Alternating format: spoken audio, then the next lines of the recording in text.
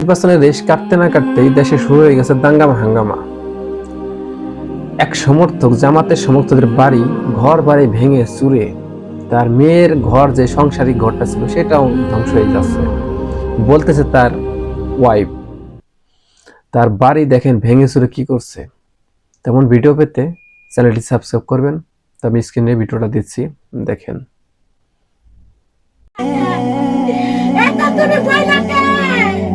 আমি তোমাকে তালাক দিয়ে যাবো না। আমি বলছি জামাত পাইনা না, জামাত পাইনা না। আমার ছেলে নাই, আমি তিনটা ভাই, আমার ছয় জমি কিচ্ছু নাই। আমি কাম করবো, ভাত খাবো, আমি কাম করে খাই সারা জীবন। তোমার করে এখন বইলা কে? এখন কিসের জন্য বইলা? এখন যদি তোমার কারণে আমার বড় ভাইয়ের সংসারটাও ভাঙে, তোমাকে আমি হাসি দেওয়া জমা করবো। ভাইয়ের সংসার কি করে জোড়া লাগাই না? ওর শরীরে, ওর শরীরে এখন কি